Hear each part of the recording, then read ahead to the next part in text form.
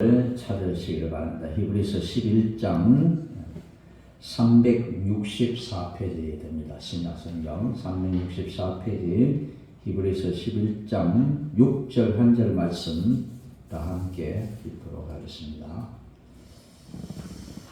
네, 큰 소리로 읽도록합니다. 믿음이 없이는 하나님을 기쁘시게 하지 못하나니 하나님께 나아가는 자는 반드시 그가 계신 것과 또한 그가 자기를 찾는 자들에게 상 주시는 이심을 믿어야 할지니라. 아멘. 하나님을 기쁘시게 하는 믿음이라는 제목을 가지고 함께 말씀을 나누겠습니다. 금년 들어서 믿음대로 될지어다라는 표를 정하고 계속적으로 믿음에 관한 설교를 하고 있습니다. 사실 성경 본문 모두가 다 믿음에 관한 말씀입니다. 그 중에 우리에게 직접적으로 가르쳐 주시는 믿음에 관한 말씀들을 함께 나누도록 하겠습니다. 웨스트민스터 소요리 문답의 첫 번째 질문은 여러분도 잘 아시다시피 사람의 첫째 되는 목적이 무엇인가입니다. 여기에 대한 답은 하나님을 영화롭게 하고 그분을 영원토록 즐거워하는 것이다 입니다. 더 간결한 대답은 무엇일까요? 더 간결한 대답은 바로 우리 인생의 목적은 바로 하나님을 기쁘시게 하는 것이다. 그렇게 말할 수가 있을 것입니다.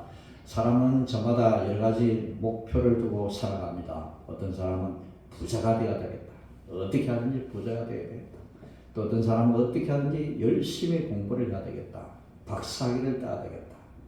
어떤 사람은 열심히 노력을 해서 훌륭한 음악가, 의사, 여러 가지 판사, 검사 되겠다 이런 일 많이 합니다. 제가 어릴 때는 초등학교 다니는 아이들에게 질문하면 거의 대다수 아이가 뭐라고 말하느냐, 대통령이 되겠다. 또 그 다음에 경찰관이 되겠다. 왜냐하면 그 당시 경찰관들은 굉장히 권력이 있었거든요.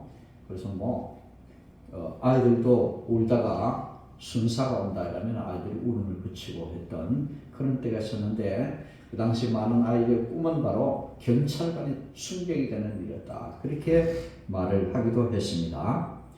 그런데 어떻습니까? 우리는 이런저런 그런 목표를 많이 가질 수가 있습니다. 그런데 그 목표가 우리 인생의 목적이 되어서는 안 된다라는 거죠. 우리의 목적은 바로 하나님을 기쁘시게 하는 것이다 라는 겁니다. 우리 이 목적 하나를 가지고 우리는 부자도 되어야 되고 그리고 열심히 공부해서 박사도 돼야 되고 열심히 공부해서 경찰관도 돼야 되고 대통령도 돼야 되고 이렇게 해야 됩니다.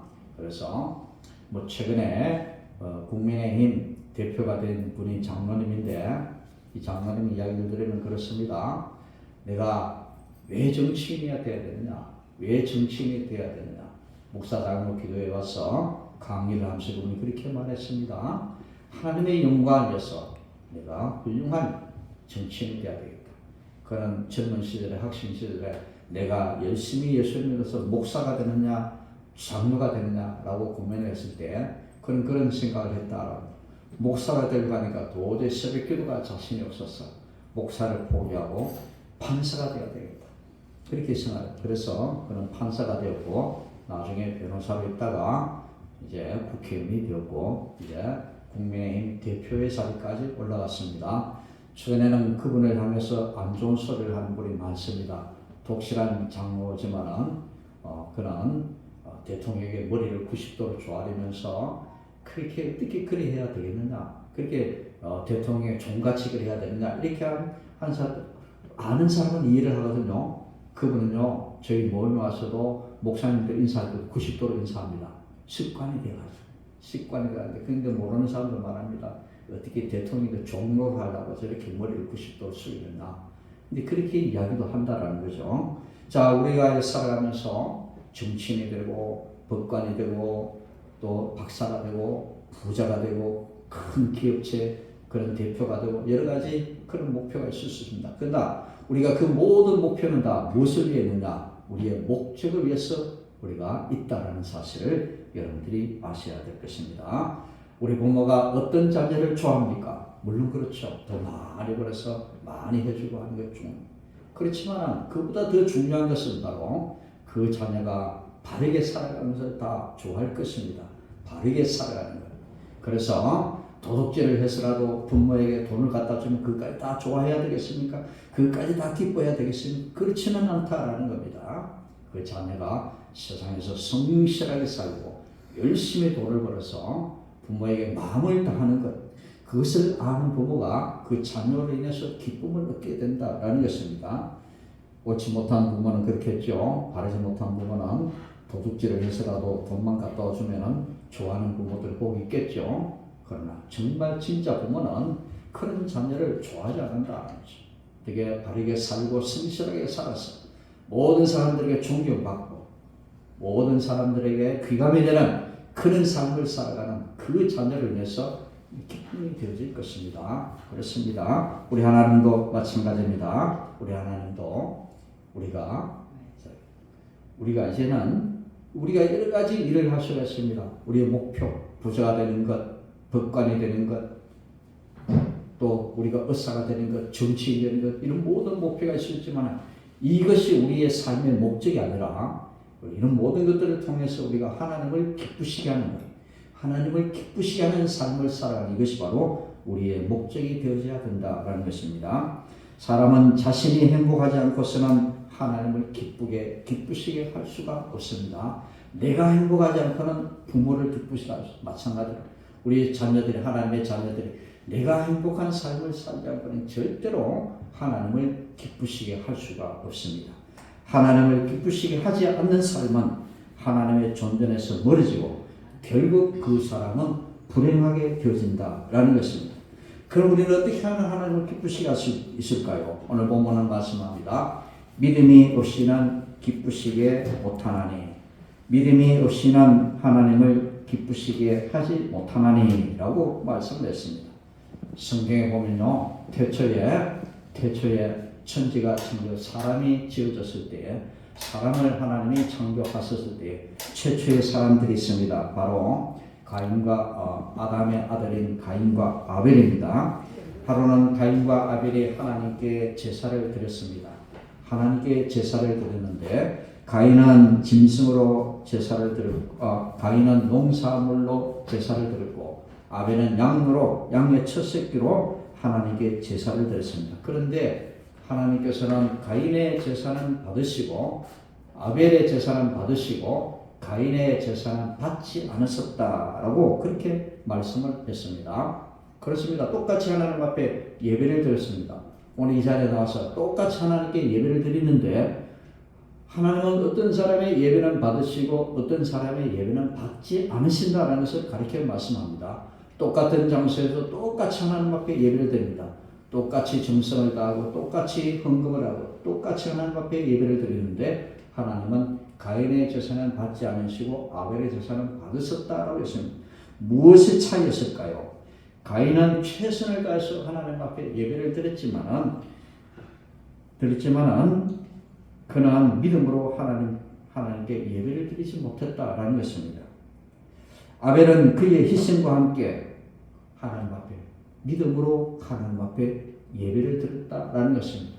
오늘 우리가 이 자리에 나와서 하나님께 예배를 드리지만 가인처럼 믿음을 가지지 않고 하나님 앞에 예배를 드리는지, 아니면 아벨처럼 믿음을 가지고 하나님께 예배를 드리는지 우리는 한번 자신을 살펴봐야 할 것입니다.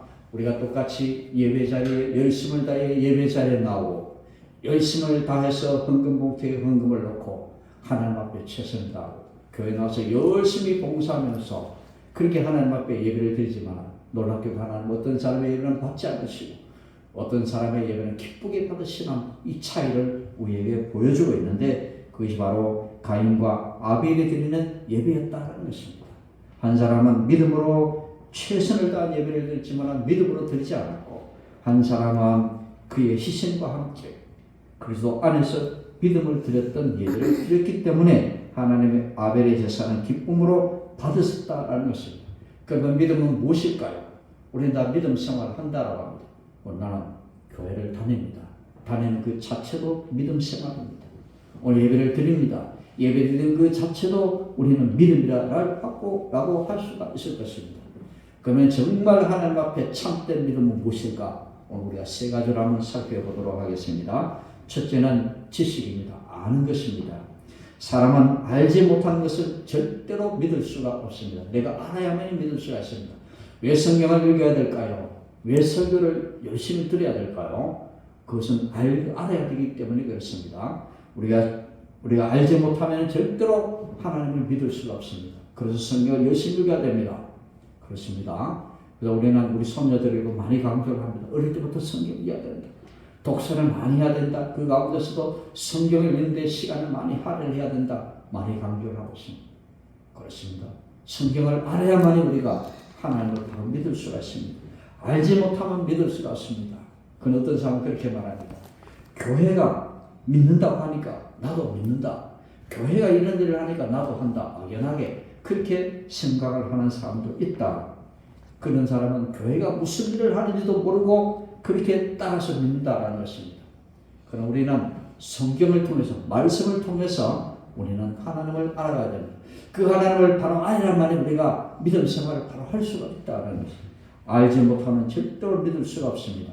로마서 10장 14절에서 15절은 그런 말씀이 있습니다. 그런즉 그들이 믿지 아니하는 일을 어찌 부르리요? 듣지도 못한 일을 어찌 믿으리요?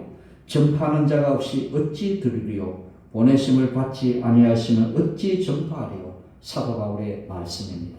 그렇습니다. 우리가요, 그렇습니다. 믿지 않은 일을 어떻게 부르리요? 듣지도 못한 일을 어찌 믿으리요? 우리가 알지 못하는데 어떻게 우리가 하나님을 믿을 수가 있겠습니까? 내가 알지도 못하는데 어떻게 예수님을 믿을 수가 있겠습니까? 알아야만 해야 돼요. 그리고 열심히 공부하시고 열심히 성경을 읽으시길 바랍니다. 우리가 설교 들 때 그렇게 흘러버리지 않고 집중해서 말씀을 들으면서 오늘도 우리에게 주신 말씀이 무엇인가를 최선을 다해서 듣고 하나님의 말씀을 알아가야 되겠습니다. 그러나 두 번째로 안다고 다 믿는 것은 아닙니다. 내가 아는 것을 인정을 해야 되죠. 참으로 하나님의 말씀이다라고 인정을 해야만 우리가 그 진정으로 아는 것입니다. 성경을 읽고 이해하는 데서 그치는 것이 아니라 그것이 바로 하나님으로부터 온 진리의 말씀임을 우리가 인정을 해야만이 그것을 믿음에 도달할 수가 있을 것입니다. 누구든 구원을 얻고자 하면 성경의 말씀을 알아야 됩니다. 그리고 알고 난 다음에 그것을 인정해야 됩니다. 여러분들 교회 다니지 않은 사람도 성경을 아는 사람들이 많습니다. 제 사촌 가운데 불교 신자가 하나 있어요. 만나보면 성경을 얼마나 잘 아는지 모릅니다. 그렇다고 해서 그 사람이 기독교인이니까 아는 것으로는 기독교인이 아니다라는 거죠. 얼마 전에 그 형을 또 만나는데, 저 형 장례식에 형을 만났는데, 내가 절에 안 간 지가 20년이 됐는데 난 몰랐어요. 지금도 열심히 절을 다닌 줄 아는데 그 형님은 절에 다니지 않는다. 그러면서 내가 성경도 얼마나 많이 읽는지 모른다. 그렇게 여러분들 성경도 안다고 다 되는 것이 아니다는 거죠. 그 말씀이 바로 하나님의 살아계신 하나님의 말씀이다라는 것을 인정을 해야만이 믿음에 도달할 수가 있다는 거죠. 불신자도 성경을 많이 읽을 수가 있습니다. 얼마든지 읽고 알 수가 있습니다. 그렇지만 아는 것으로 다 되는 것이 아니라 그것을 하나님의 말씀으로 살아계신 하나님의 말씀으로 인정을 해야만이 우리는 믿음에 도달할 수가 있습니다. 마지막 세 번째 단계는 바로 신뢰의 단계입니다. 믿는다는 것은 사람이 물에 빠져 죽어가고 있을 때 그저 갑판에 걸려있는 구명쟁이 아니다. 우리 강가에 가보면요, 저수지에 가보면 동그란 게 뭐가 하나 있습니다. 뭘까요? 물에 빠져 들어간 사람에게 던져주고 그것을 잡고 나오는 구명쟁이죠. 그렇습니다. 그리고 우리가 배를 탈 때도 이렇게 그런 옷을 입죠. 이런 옷을 입는데 그것을 우리가 만약에 물에 빠졌을 때 우리가 구원할 수 있는 것이 되죠. 그렇습니다. 그런데 이 믿는다는 것은 무엇일까요? 물에 빠져 죽어가 있을 때 그저 걸려있는 그런 구명쟁이 아니라 그것이 그치는 것이 아니라 우리는 그것이 사람의 허리나 손목에 동려져 있어야만이 구원받을 수 있다는 거죠. 그렇습니다. 그래서 그 구명쟁이가 잡아야만 내가 살아날 수 있다는 거죠. 아, 구명쟁이 저기 있구나. 아, 저기 진짜 구명쟁이 맞구나. 인정하는 것을 그쳐버리면 우리는 절대로 구원에 이를 수가 없습니다. 그것을 내가 실제로 붙잡아야만이 우리는 구원에 이를 수가 있다는 거죠. 2층 집에 불이 났습니다. 불이 확 타고 있는데요. 그런데 항아리가 그 방에 갇혀 있습니다. 창문을 열고 막 살려달라고 막 말합니다. 그런데 그걸 구경하고 있는 사람들이 어떤 남자가 튼튼하게 생긴 남자가 덩치가 이만한 남자가 나와가지고 얘야 뛰어내려라 이렇게 말합니다. 손을 벌리고 얘야 뛰어내려라 그렇게 말합니다. 아이가 보니까요 2층이니까 얼마 안 되니까 보니까 튼튼한 어떤 남자가 튼튼한 몸을 가지고 자기를 뛰어내라고 말합니다. 그 아이는 말합니다. 내가 뛰어내리면 나를 구원해줄 사람이 있구나. 이 아이는 압니다. 인정을 합니다. 그렇다 해서 인정을 해도 뛰어내리지 않으면 아무런 소용이 없다는 거죠. 이 남자가 건강한 남자가 내 품으로 뛰어내리라 할 때에 그 아이는 자기를 이제는 기다리고 있다는 저 남자가 나를 구원해 주려고 나를 기다리고 있구나. 그것을 믿는 것도 믿음일 것입니다. 그러나 진짜 믿음은 무엇일까요? 뛰어내려야 된다는 거죠. 그 남자의 품에 뛰어내려야만이 진짜 믿음이 된다. 이것이 마지막 믿음의 마지막 단계인 것입니다.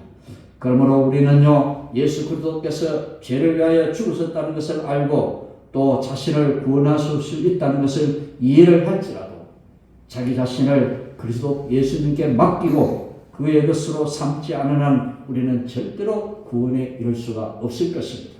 우리가요 나는 예수님을 믿습니다. 하나님을 믿습니다. 라고 하면서도 자신의 삶을 전적으로 하나님 앞에 드리지 못하는 삶, 내가 하나님이 계시는구나 다 인정을 하고 그렇게 했다 해도 그것이 믿음이라 할지라도 그런데 내 삶을 하나님과 맡겨드리지 못하는 것, 이 불난 2층 집에서 그 아이가 그 남자의 품에 안기지 못하는 것, 그것은 진짜 믿음이 되지 못한다는 것.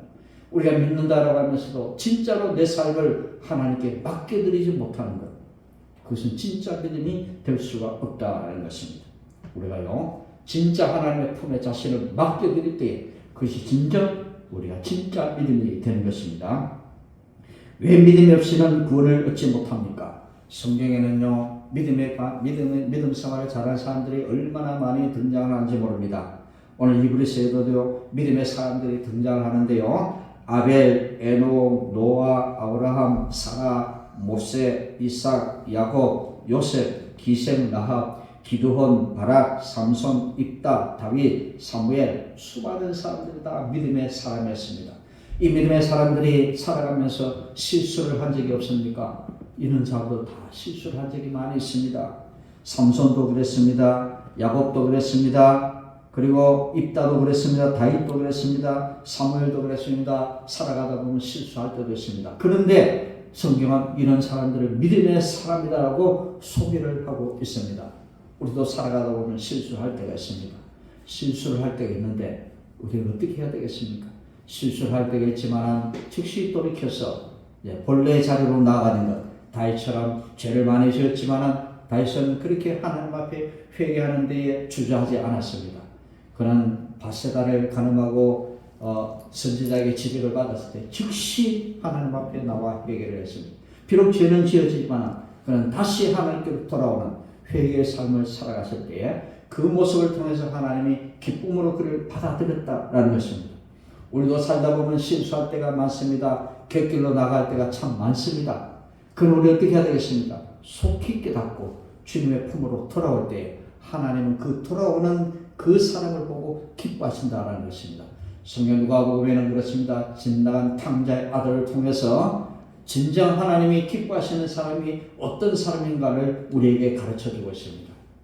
집 나간 탕자는 그렇습니다. 자기의 분깃을 찾아서 이제는 집을 나갔지만 오랫동안 자유한 상태에서 살아가다 보면 자기가 가지고 있는 모든 돈이 다 떨어지고 난 다음에 그때 드디어 이제는 아버지의 집이 생각나기 시작했습니다. 돈이 있을 때는 그것을 몰랐습니다. 내가 풍족할 때는 그것을 몰랐습니다. 내가 가지고 있는 것이 있을 때는 아버지의 품이 그런 줄 몰랐습니다. 그러나 내게 있는 모든 것들이 다 나가고 난 다음에는 드디어 아버지의 품이 그리워지기 시작했습니다. 그는 그대로 깨닫고 이제는 내가 아버지의 집으로 돌아가면 돼지가 먹는 열매조차도 먹을 수 없는 그런 상황 속에서 그는 드디어 아버지의 집을 그리워하기 시작합니다. 아버지의 품을 그리워하기 시작합니다. 그러나 돌아가려고 하니까 너무나 염치가 없습니다. 그러니까 그가 생각한 것은 그래 내가 이제는 돌아가면 이제는 아버지의 아들이 아니다. 이제는 아버지의 종으로 돌아가겠다. 그렇게 생각합니다. 그렇게 생각하고 돌아가는데 놀랍게도 아버지는 지금까지 자기를 기다리고 있었다는 거죠. 그리고 달려가서 그 아들을 품어줍니다. 얼마나 냄새가 많이 났겠습니까? 그럼에도 불구하고 기쁨으로 그 아버지는 그 아들을 품어주면서 그 아들을 위해서 잔치를 베풀기까지 그렇게 반겨주었다는 이것이 바로 아버지의 마음인 것입니다. 우리는 살다 보면 실수할 때도 많습니다. 하나님이 기뻐하지 않는 일을 할 때도 있습니다. 그러나 중요한 것은 우리가 아버지의 품으로 돌아가는 것입니다. 그것이 하나님을 기쁘시게 하는 것입니다. 그것이 하나님을 기쁘시게 하는 것입니다. 그것이 믿음인 것입니다. 우리 하나님께로 돌아가는 것, 하나님 품에 자신을 맡겨드리는 것, 그것이 바로 믿음이다라는 거예요. 하나님은 그것을 원하시는 것입니다. 우리 육신의 부모들의 마음도 마찬가지일 것입니다. 자녀들을 향해서 그 자녀가 아버지의 마음을 알고 아버지와 하나 되는 것, 부모의 마음과 하나 되는 것, 그것을 부모들이 다 기뻐할 것입니다. 우리 하나님도 마찬가지입니다. 하나님의 자녀들이 하나님의 품으로 돌아오고 하나님의 마음을 가리며 하나님과 하나 되는 것, 그것을 하나님이 기뻐하신다라는 것입니다. 성경에는 그렇게 믿음 생활을 했지만은 하나님의 기쁨이 되지 못한 사람들도 있습니다. 아합이라는 사람은 악한 왕이었는데, 북쪽 이스라엘 왕이었는데요. 이 아합 왕은 굉장히 악한 왕이었는데, 이 아합 왕도 한때는 겸손할 때가 있었습니다. 그래서 아합은 잠시 하나님 앞에 겸비했다라고 했는데, 아합은 겸비했지만 그러나 결국에는 그는 하나님께 용서함을 받지 못했습니다. 왜 그럴까요? 잠시 그는 하나님 앞으로 왔지만 또 다시 옛날의 악한 자리로 나갔기 때문에 그는 하나님 앞에 사함을 받지 못했습니다. 신약 시대에 와서 가룟 유다는 어땠습니까? 가룟 유다는 예수님을 팔고 난 다음에 얼마나 후회를 많이 했습니까? 그러나 그 후회를 했을 때 이미 때는 늦었습니다. 그는 후회를 했지만 회개를 했지만 구원을 얻지 못했습니다. 결국은 자기는 자살했죠. 자기가 준 돈으로 가지고 반 밭에서 목매다 그는 죽었다는 거죠. 그는 회개를 했지만 잘못된 회개였습니다. 사울은 어떻습니까? 사울은 다윗을 죽이려 했던 죄를 고백을 했지만 그는 여전히 그것이 진짜 회개가 되지 못하고 계속적으로 잠시 그는 후회를 했지만 계속 다윗을 추격하는 일을 멈추지 않았던 것입니다. 이런 믿음으로 가지고는 절대로 하나님을 기쁘시게 할 수가 없는 것입니다. 많은 사람들이 예수 그리스도의 이름으로 고백하고 놀라운 일들을 많이 하지만 믿음이 없이 한 것들은 결코 하나님을 기쁘시게 할 수가 없는 것입니다. 어떤 사람은 교회를 열심히 출석하면서 열심히 교회를 봉사하면서 열심히 많은 헌금을 하면서도 많은 사람들에게 인정을 받으면서도 하나님 앞에 인정받지 못한 사람이 있을 수가 있다라는 것입니다. 바리새인과 서기관들이 왜 그렇게 하나님께 대한 열심을 품으면서도 예수님께 인정을 받지 못했을까요? 그들은 그렇습니다. 그 수많은 율법의 조항들을 다 지키고 스스로 자기를 의인이라고 자처를 하면서도 그는 예수님께 칭찬을 듣지 못했습니다. 그들은 기도할 때도 손을 들고 하나님 앞에 모든 사람들이 보는 데서 그렇게 기도했습니다. 그들 스스로가 하나님 앞에 의인이라고 자신하면서 그렇게 기도를 했지만 예수님은 그들을 향해서 독사의 자식들아 그렇게 말했죠. 독사의 자식들아 그렇게 말하면서 그렇게 예수님께 인정을 받지 못했던 것입니다. 왜 그럴까요? 그들은 믿음으로 하지 못했기 때문인 것입니다. 믿음으로 하지 못했기 때문에 그들은 하나님을 기쁘시게 할 수가 없었던 것입니다. 믿음은 어떻습니까? 믿음은 하나님 앞에 굴복케 하는 은혜입니다. 우리가 진짜 믿음은 하나님 앞에 엎드리는 것입니다. 천사들도요 날개로 자기 얼굴을 가렸다고 구약성경에 말씀했습니다. 자기 얼굴을 가렸다라고 하는 것은 하나님 앞에 낮추었다는 것을 가르쳐 말씀합니다. 우리는 이 믿음은 우리로 하여금 하나님 앞에 굴복케 하는 은혜라는 것입니다. 그래서 우리 모두는 늘 굽힌 무릎으로 주님께 나가야만이 주님을 기쁘시게 할 수가 있을 것입니다. 믿음이 부족하면요 우리는 절대로 겸손할 수가 없습니다. 겸손치 못하다라고 하는 것은 바로 하나님을 기쁘시게 하지 못한다라는 것입니다. 누가복음 17장에 말씀했습니다. 어떤 종이 밭에서 일을 하다가 집에 왔습니다. 집에 오니까 주인이 식사하는 시간이에요.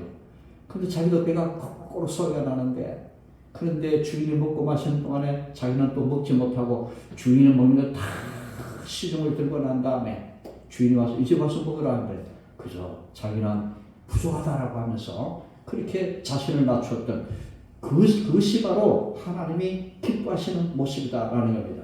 내가 배가 고프다고 주인이 먹고 마실 때 나도 같이 먹어야 되겠다라고 하는 것이 아니라 주인이 먹을 때에 앞에 손을 가지라 해놓고 주인이 먹고 마실 때 끝까지 지켜보면서 나중에야 그는 이제 음식을 먹는 그 종의 모습을, 그 엎드리는 모습, 그 겸손한 모습을 하나님이 기뻐하신다라는 것입니다. 그런 믿음은 하나님 앞에 자기를 낮추게 합니다.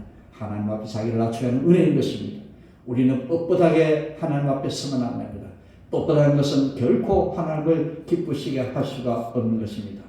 그러므로 주님 앞에 납작 엎드려서 자신을 낮추는 삶을 살아갈 때에 하나님을 기쁘시게 하는 삶을 살아갈 수가 있을 것입니다. 성경은 우리의 행위로는 구원을 얻지 못한다고 말씀을 합니다.